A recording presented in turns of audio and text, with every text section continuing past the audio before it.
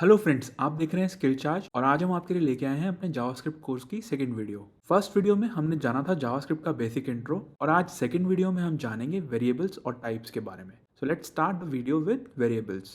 Variables हम उन blocks या कंटेनर्स को कहते हैं जिनमें हम अपने डेटा को स्टोर और एक्सेस करते हैं। ये डेटा मेनली तीन तरह का होता है, स्ट्रिंग्स, नंबर्स और बुलियन। इन डेटा टाइप्स के बारे में हम इस वीडियो के अगले पार्ट में जानेंगे। अभी हम शुरू करते हैं वेरिएबल्स से और जानते हैं कैसे हमें वेरिएबल्स को डिक्लेयर करना है और कैसे इन्हें यूज करना है। सबसे पहले हमने जीएस कंसोल ओपन कर लिया है। अब इसमें हम एक नया वेरिएबल डिक्लेयर करते हैं। इसका नाम हमने दिया है a और उसकी वैल्यू हमने 24 एज अ नंबर सेट कर दी है। आप देख सकते हैं हमने a टाइप किया तो रिजल्ट में 24 आ गया और हम बिना वैर टाइप करे भी वेरिएबल डिक्लेयर कर सकते हैं। आपने देखा हमने a की वैल्यू चेंज करी और a टाइप करने पे उसका रिजल्ट चेंज हो गया। वेरिएबल a डिक्लेयर करते टाइम हमने एक नंबर स्टोर किया था और अब हम एक और वेरिएबल डिक्लेयर करते हैं, वेरिएबल b, और इसमें हम एक स्ट्रिंग की वैल्यू सेव करेंगे। आप देख सकते हैं एक स्ट्रिंग की वैल्यू स्टोर हो गई है। अभी तक फ्रेंड्स हमने देखा कैसे हम एक सिंगल वेरिएबल डिक्लेयर कर सकते हैं और अब हम देखेंगे कैसे एक सिंगल लाइन में हम मल्टीपल वेरिएबल्स को डिक्लेयर कर सकते हैं और उनकी वैल्यू उसमें ऐड कर सकते हैं। जैसे कि आपने देखा हमने तीन वेरिएबल्स बनाए और उनकी वैल्यू हमने अलग अलग एक्सेस करके चेक कर लिए। तो चलिए फ्रेंड्स, ये था तरीका वेरिएबल्स को स्टोर और एक्सेस करने का। अब हम बढ़ते हैं टाइप्स की तरफ। सबसे पहला डेटा टाइप जो हम सीखेंगे वो है स्ट्रिंग। So let's start. अगर हम वेरिएबल डिक्लेयर करना ना चाहें तो स्ट्रिंग्स को हम ऐसे डायरेक्टली भी यूज़ कर सकते हैं। चलिए अब हम इसमें और चीज़ें सीखते हैं। हमने एक वेरिएबल बनाया और उसका नाम रखा STRA और उसके अंदर हमने एक स्ट्रिंग की वैल्यू स्टोर कर दी। उसे हम एक्सेस करके देख लेते हैं। अब हम एक और वेरिएबल बनाएंगे STRB और उसके अंदर हमने स्ट्रिंग में वैल्यू सेव करी है 12। उसको भी हम एक्सेस करके देख लेते हैं। आप देख सकते हैं ये नंबर से अलग है क्योंकि इसमें कोट्स हैं। नंबर वाली वैल्यूज में कोट्स नहीं होते। अब हमने एक और वेरिएबल बनाया है num_b। इसमें हमने नंबर की वैल्यू सेव करी है विदाउट कोट्स। आप देख सकते हैं कैसे नंबर स्ट्रिंग से डिफरेंट है।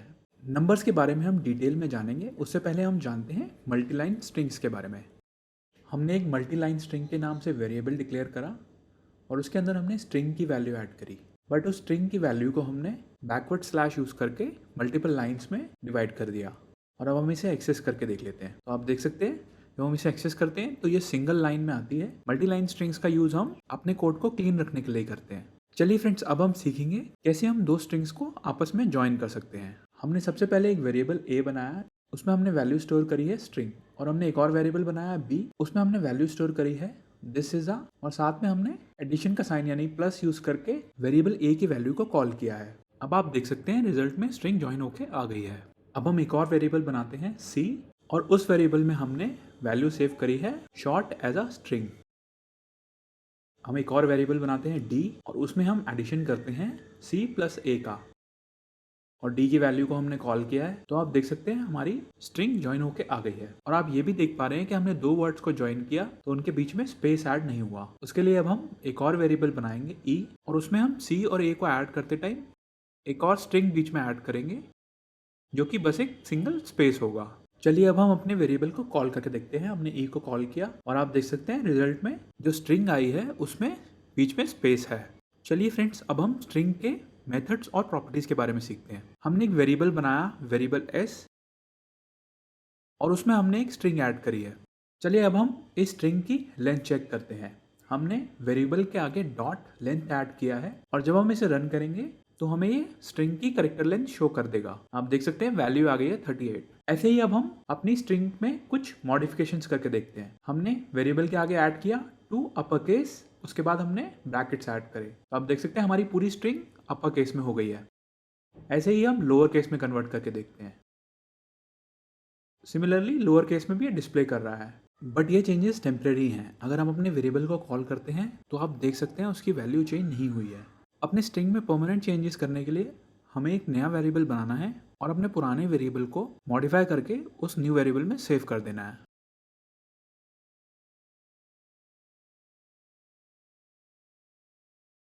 तो आप देख सकते हैं जो हमने नया वेरिएबल बनाया था t, उसकी जो वैल्यू है वो परमानेंट है। और अगर हम चाहें तो स्ट्रिंग्स को डायरेक्ट भी मॉडिफाई कर सकते हैं बिना उनको वेरिएबल में डिक्लेयर करें। चलिए फ्रेंड्स, हमने जाना अभी स्ट्रिंग्स के बारे में। अब हम बढ़ते हैं दूसरी डेटा टाइप यानी कि नंबर्स की तरफ। स्ट्रिंग्स की तरह नंबर्स को यूज़ करने के भी बहुत सारे तरीके हैं। हमने डायरेक्टली नंबर को डिक्लेयर किया, या फिर हमने एक वेरिएबल बनाया n और उसके अंदर हमने नंबर को स्टोर कर दिया। अब हमने एक और नंबर को स्टोर किया। अब हम इनको ऐड करके देखते हैं।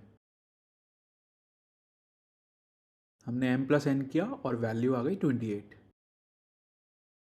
ऐसे ही हम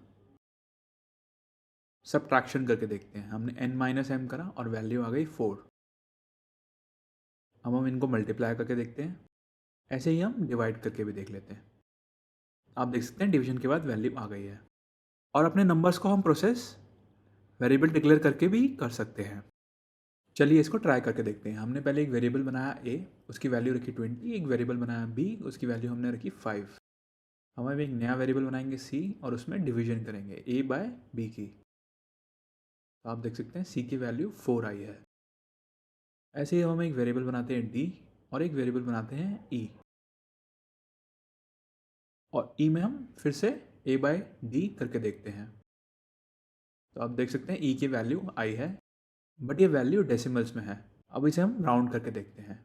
उसके लिए हम फंक्शन यूज़ करेंगे math.round और वेरिएबल ऐड कर देंगे e। तो आप देख सकते हैं इसे राउंड करके इंटीजर वैल्यू रिटर्न कर दी है। ऐसे ही एक और फंक्शन है math.random जो कि रैंडम नंबर जनरेट कर देता है। और जावास्क्रिप्ट में दो नंबर्स और हैं, इन्फिनिटी और -इन्फिनिटी। इनका यूज़ हम आगे सीखेंगे। तो फ्रेंड्स, ये था सेकंड डेटा टाइप यानी कि नंबर्स। अब हम बढ़ते हैं थर्ड डेटा टाइप यानी कि बुलियंस की तरफ। बुलियंस जो डेटा टाइप है वो दो वैल्यूज को स्टोर करता है, ट्रू या फॉल्स। अगर कोई स्टेटमेंट करेक्ट होती है तो वो ट्रू हो जाती है, और अगर इनकरेक्ट होती है तो वो फॉल्स वैल्यू रिटर्न करती है।